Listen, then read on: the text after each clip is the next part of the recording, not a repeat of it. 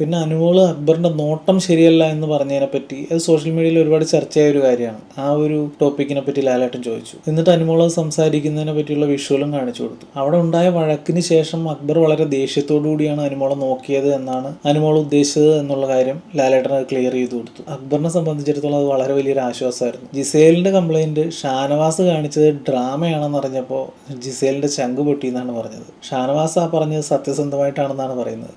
എന്നാലും ജിസേലിന്റെ ചങ്ക് പൊട്ടി. കഴിഞ്ഞ ക്യാപ്റ്റനായ അനീഷിന്റെ ക്യാപ്റ്റൻസി എങ്ങനെയുണ്ടെന്ന് അനീഷിനോട് തന്നെ ചോദിച്ചു. വളരെ നന്നായിരുന്നു എന്ന് അനീഷ് തന്നെ പറഞ്ഞു. അതിനുശേഷം പുതിയ ക്യാപ്റ്റനായ ഷാനവാസിനെ ലാലേട്ടൻ അഭിനന്ദിച്ചു. നെക്സ്റ്റ് രേണുസുതി സേവ എന്ന് ലാലേട്ടൻ പറഞ്ഞു. പിന്നെ ജയിൽവാസത്തെ പറ്റി ചോദിച്ചു. നെവിൻ ജയിലിൽ അനുമോൾക്ക് ലിപ് ബാം കൊണ്ടുപോയി കൊടുത്തതിനെ പറ്റി ചോദിച്ചു. നെവിന്റെ കയ്യിലുണ്ടായിരുന്ന ലിപ് ബാം തിരിച്ചു വാങ്ങിക്കുകയും ചെയ്തു. ജയിലിൽ നിന്ന് വാഷ്റൂമിൽ പോകാൻ പുറത്തിറങ്ങിയിട്ട് ഒരുപാട് നേരം കറങ്ങി നടന്നതും ഒളിച്ചു കളിച്ചതും മറ്റുള്ളവർക്ക് ഭക്ഷണം കൊടുത്തതും എല്ലാം ലാലേട്ടൻ ചോദിച്ചു. അതിനൊരു വാണിംഗും ലാലേട്ടൻ കൊടുത്തു. പിന്നെ ഡോക്ടേഴ്സിനെ പറ്റി വളരെ മോശമായിട്ട് പറഞ്ഞതിനെ പറ്റി അനുമോളോട് ചോദിച്ചു. അന്ന് അപ്പാനിക്ക് വേദന വന്നപ്പോൾ ചൂട് വെച്ചാൽ മതി, ഡോക്ടറിനെ കാണേണ്ട കാര്യമൊന്നുമില്ല, ഡോക്ടേഴ്സ് വെറുതെ മരുന്ന് തരുമെന്ന് അനുമോൾ കാഷ്വൽ ആയിട്ട് അങ്ങ് പറഞ്ഞുപോയി. ആ ഒരു കാര്യത്തെ പറ്റി ചോദിച്ചപ്പോൾ ഷാനവാസ് പറഞ്ഞത് തമാശയ്ക്ക് പറഞ്ഞാണെന്നും പിന്നീട് മറ്റുള്ളവരാണത് വേറെ തലത്തിലേക്ക് കൊണ്ടുപോയതെന്നും അവർ ഡോക്ടേഴ്സിനെ അവഹേളിച്ചെന്നും മറ്റുള്ളവരുടെ മുമ്പിലേക്ക് അത് പറഞ്ഞു പരത്തിയെന്നും ഒരു ഗ്രൂപ്പീസ് അവിടെ നടത്തിയെന്നും എല്ലാം ഷാനവാസ് ഒറ്റയടിക്ക് പറഞ്ഞു.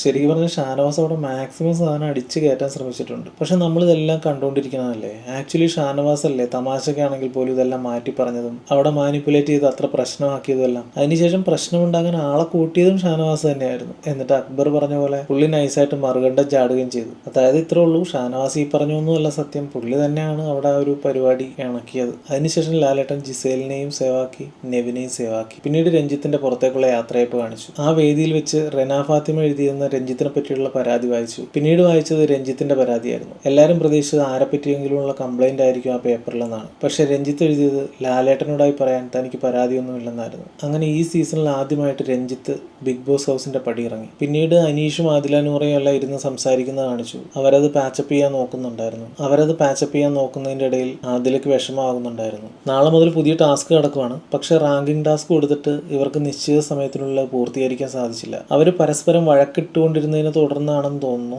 അതിനെ തുടർന്ന് ആ ഒരു ടാസ്ക് മാത്രമല്ല, ഇനിയൊരു അറിയിപ്പ് ഉണ്ടാവുന്നവരെ ബിഗ് ബോസ് തന്നെ നിർത്തിവെക്കുകയാണെന്നൊരു അനൗൺസ്മെന്റ് ആ പ്രൊമോയിൽ കേൾപ്പിച്ചു. എന്തായാലും ബിഗ് ബോസ് കലിപ്പായിട്ടുണ്ട്. അത് ഏത് രീതിയിലാണ് കണ്ടന്റ് ആക്കി മാറ്റുന്നത്, ഏത് രീതിയിലാണ് മുമ്പോട്ട് പോകണമെന്ന് എല്ലാം അടുത്ത ദിവസം നമുക്ക് കാണാൻ സാധിക്കും. ഏതായാലും ബിഗ് ബോസ് ആ ഒരു സീരിയസ്നെസ് വിടാൻ ഉദ്ദേശിച്ചിട്ടില്ല എന്ന് മനസ്സിലായി. അപ്പോൾ 7ന്റെ പണി എന്താണെന്ന് നമുക്ക് കാത്തിരുന്ന് കാണാം. Thank you.